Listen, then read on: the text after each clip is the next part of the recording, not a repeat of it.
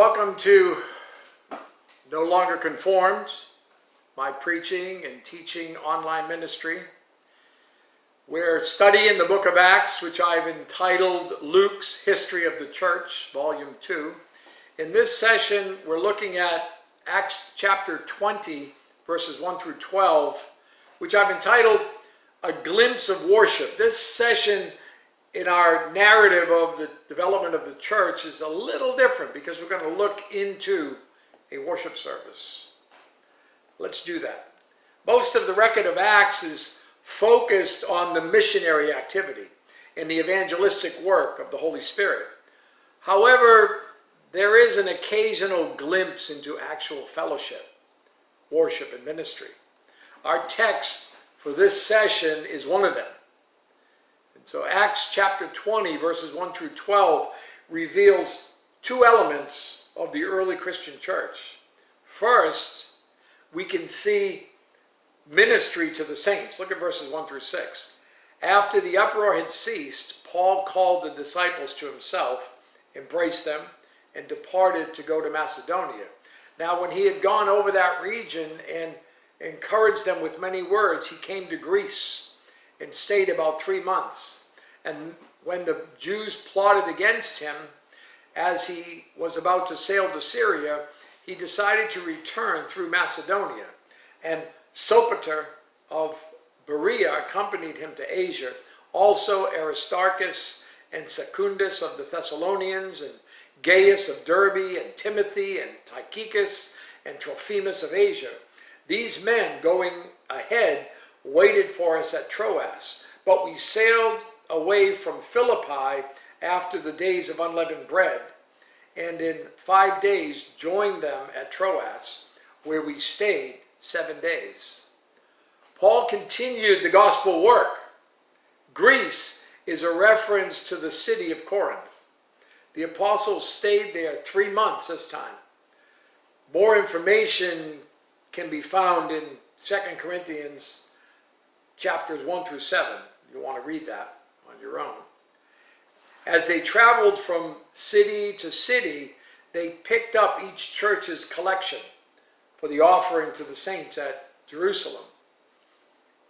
Remember in Acts chapter 19, verses 21 to 22, it says, when these things were accomplished, Paul purposed in the Spirit, when he had passed through Macedonia and Achaia, to go to Jerusalem, saying, after I have been there, I must also see Rome.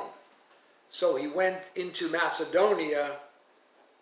So he sent into Macedonia 2 of those who ministered to him, Timothy and Erastus, but he himself stayed in Asia for a time.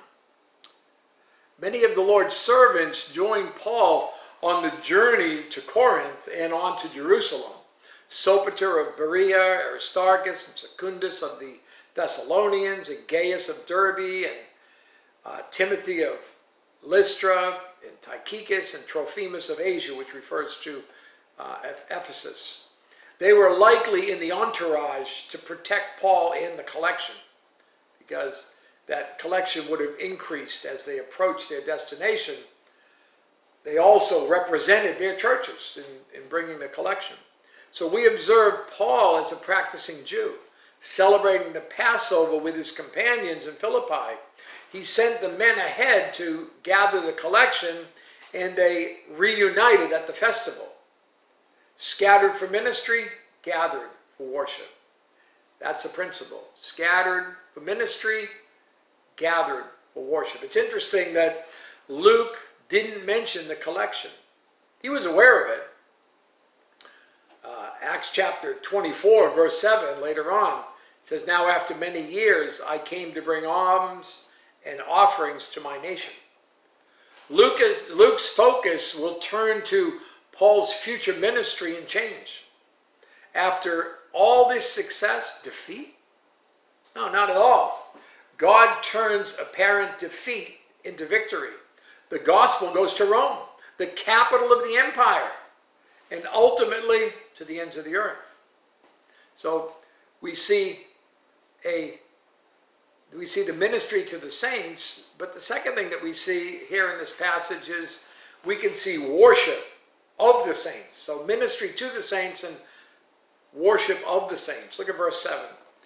Now on the first day of the week, when the disciples came together to break bread, Paul, ready to depart the next day, spoke to them and continued his message until midnight.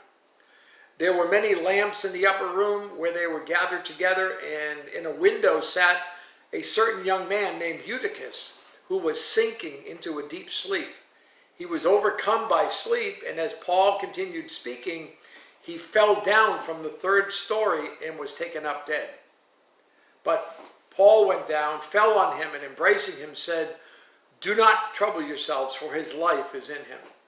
Now when he had come up, had broken bread and eaten, and talked a long while, even till daybreak, he departed. And they brought the young man in alive, and they were not a little comforted. According to verse 6, Paul spent a week in Troas. We get a glimpse of the early church's worship. Verse 7 is one of the earliest references to Sunday as the day the believers gathered, the first day of the week. This routine began on the day of Jesus' resurrection. Verse 7 contains three elements of worship. It was on the first day, Sunday. They broke bread, the Lord's Supper, and Paul spoke, preaching. Verse 11 refers to a larger meal. In 1 Corinthians chapter 11, in verses 20 to 22, it says, "Therefore, when you come together in one place, it is not to eat the Lord's Supper, for in eating each one takes his own supper ahead of others, and one is hungry and another is drunk." What? Do you not have houses to eat and drink in? Or do you despise the church of God and shame those who have nothing? What shall I say to you? Shall I praise you in this? I do not praise you.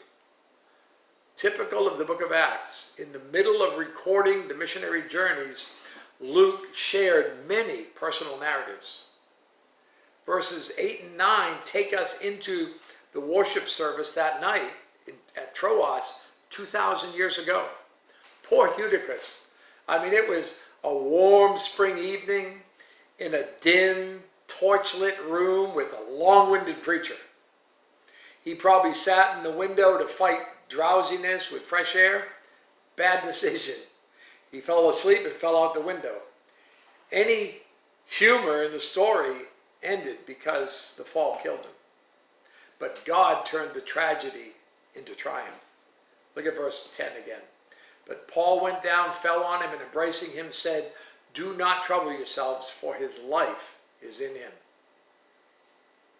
Eutychus entered a very crowded resurrection hall of fame that night.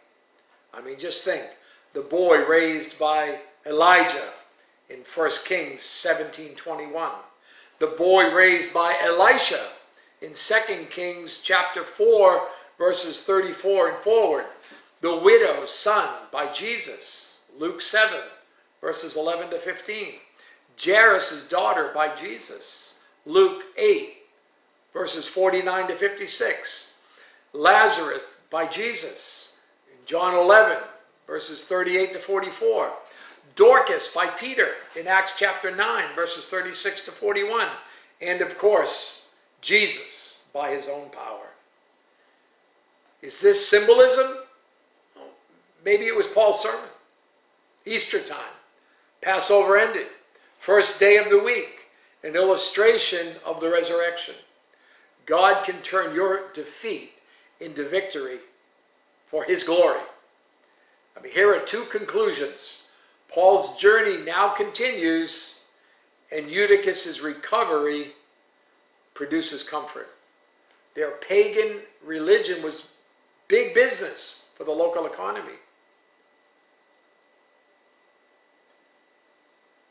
Well, we're going to stop there.